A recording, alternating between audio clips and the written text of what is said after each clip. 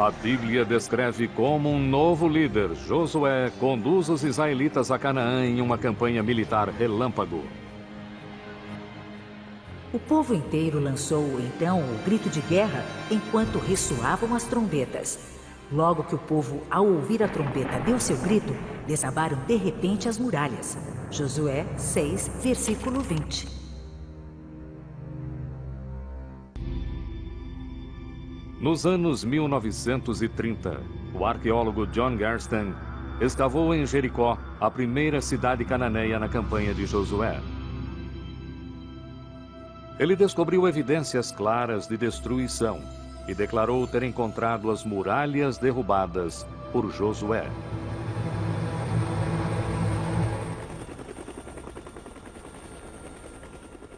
E em Hazor, que a Bíblia descreve como a maior de todas as cidades cananeias, há mais evidências de destruição.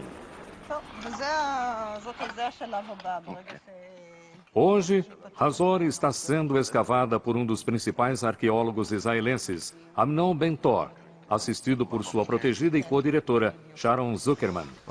Estou caminhando por uma passagem entre dois dos cômodos do Palácio do Rei de Hazor. É possível ver sinais de destruição por toda parte. Podemos ver as rochas escuras aqui e vemos que elas partiram em milhões de pedaços. É preciso um calor muito intenso para causar um dano desses. O fogo aqui foi, como posso dizer, o maior de todos os fogos.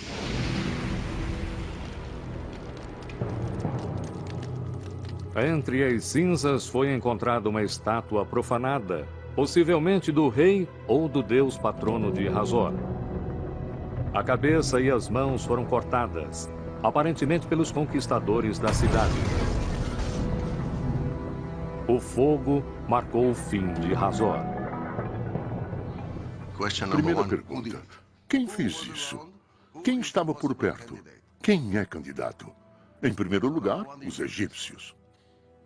Eles não fazem qualquer referência a Hazor. Nas inscrições da época não encontramos Hazor. Outra cidade-estado cananeia poderia ter feito isso? Talvez. Mas quem era forte o bastante para isso? Quem sobra?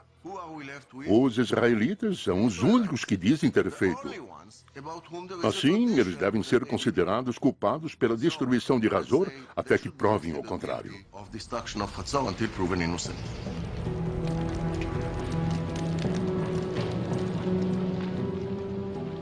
E a outra cidade-estado cananeia destruída por Josué e seu exército de israelitas. Ela se chama Ai e foi descoberta no atual território palestino da Cisjordânia. Aqui o arqueólogo Hani Nur Eldin e sua equipe estão encontrando evidências de uma rica cultura cananeia. Primeiro surgiu a aldeia, que tornou-se uma cidade, e foi feita uma fortificação cercando o local.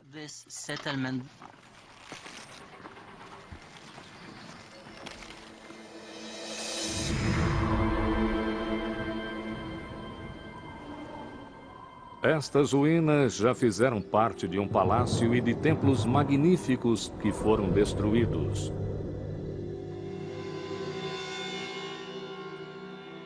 Mas ao datarem a destruição, os arqueólogos descobriram que ela aconteceu cerca de 2.200 anos antes de Cristo. Jericó foi destruída em 1500 antes de Cristo e Hazor em cerca de 1250 antes de Cristo. As cidades-estado não foram destruídas ao mesmo tempo. Há um intervalo de quase 1000 anos. Na verdade, dos 31 locais que a Bíblia afirma que Josué conquistou, poucos possuem algum sinal de guerra. Não há evidências de conflito armado na maioria desses lugares. Também se sabe que a maior parte das cidades cananeias, que supostamente foram destruídas pelos israelitas, não foram destruídas, ou foram destruídas por outros. Uma única invasão militar, liderada por Josué, não justifica a chegada dos israelitas em Canaã.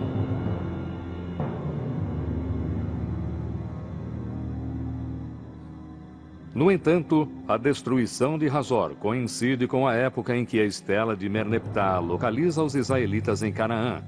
Então, quem destruiu Hazor? Amnon Ben-Tor acredita que os israelitas destruíram a cidade. Mas sua co-diretora Sharon Zuckerman tem outra opinião. A última destruição consistiu na mutilação de estátuas de reis e deuses. Não há quaisquer sinais de guerra ou de qualquer tipo de conflito. Não há armas nas ruas, como vemos em outros locais destruídos por estrangeiros. As escavações revelam que Hazor tinha uma cidade baixa, onde viviam populares, servos e escravos, e uma cidade alta ocupada pelo rei e pela elite. Sharon descobriu nos palácios da elite áreas de ruínas e abandono. Para os arqueólogos, são sinais de uma cultura em declínio e de uma rebelião interna.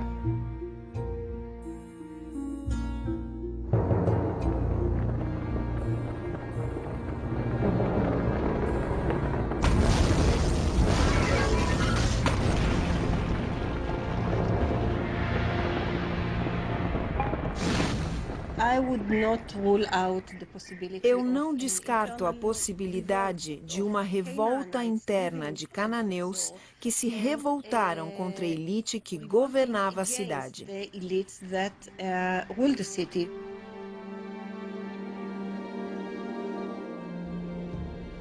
De fato, todo o sistema cananeu de cidades-estado, incluindo Hazor e Jericó, cai por terra. A arqueologia e textos antigos comprovam que isso se deve a um longo período de declínio e de revoltas que se espalhou pelas regiões da Mesopotâmia, do Mar Egeu e do Império Egípcio por volta de 1200 a.C.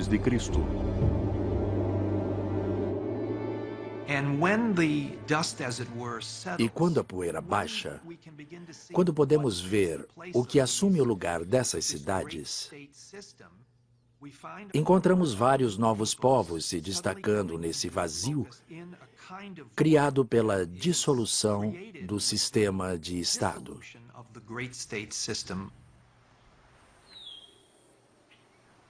Seria possível encontrar os israelitas entre esses novos povos?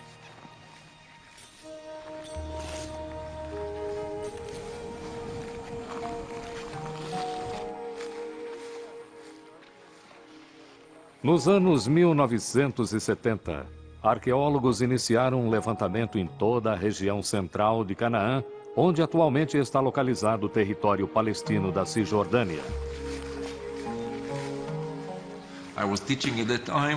Eu lecionava na época e levávamos os alunos 2 vezes por semana ao Planalto. E a cada dia cobríamos entre 2 e 3 quilômetros quadrados. É um processo bem lento para cobrir toda a área.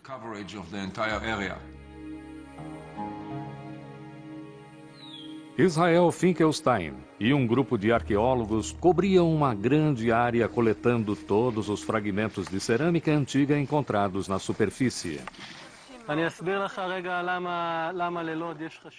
Ao longo de 7 anos, ele cobriu quase 1000 quilômetros quadrados, classificando a cerâmica e localizando os achados em um mapa. No início, os pontos no mapa não representavam nada para mim, mas aos poucos comecei a notar algumas coisas.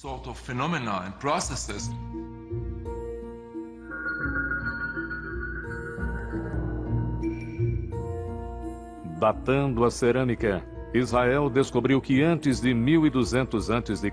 havia aproximadamente 25 assentamentos. Ele estima que a população total desses assentamentos era de 3.000 a 5.000 habitantes. Apenas 200 anos depois, há um grande crescimento no número de assentamentos e de habitantes. De repente, há um grande crescimento populacional. Estamos falando de 250 sítios. E a população cresce 10 vezes, de pouco mais de 1.000 para 45.000 pessoas.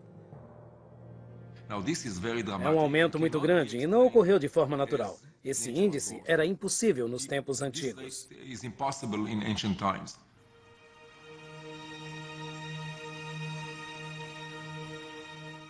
Se o crescimento não foi natural, talvez sejam pessoas que dispersaram após o colapso das grandes cidades-estado.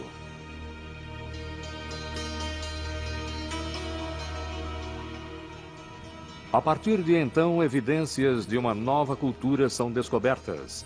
Um tipo de habitação simples nunca antes visto. E que fica no local exato em que a Estela de Merneptah e a Bíblia localizam os israelitas. Os locais onde existem essas habitações no país são onde os israelitas viviam. São chamadas de casas israelitas ou casas do tipo israelitas. As pessoas que habitavam esses vilarejos viviam numa sociedade mais ou menos igualitária, porque não há grandes instalações arquitetônicas.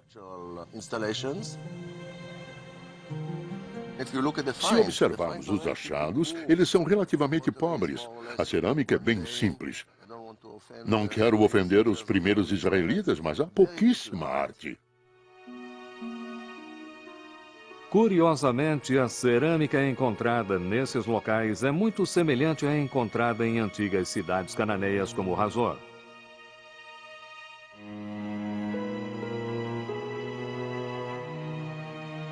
Na verdade, a casa israelita é praticamente a única coisa diferente.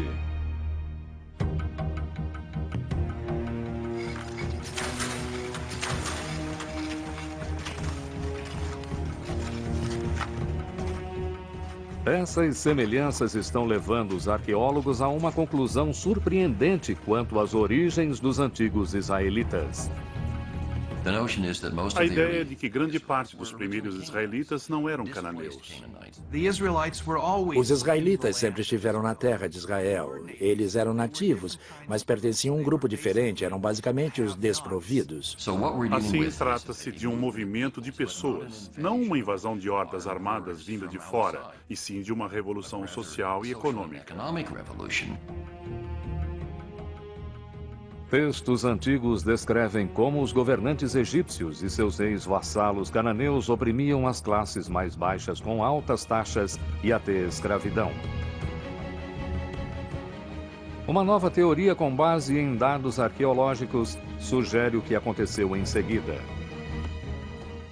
Com o declínio desse sistema social opressivo, famílias e tribos de servos, escravos e cidadãos comuns viram a chance e a aproveitaram.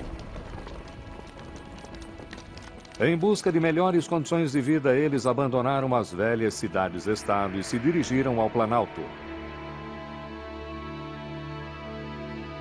Livres da opressão do passado, eles emergiram em um novo local, como um novo povo, os israelitas.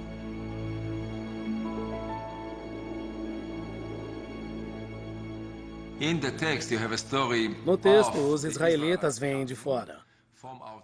Cercam as cidades cananeias, destroem as cidades e se tornam uma nação na terra de Canaã.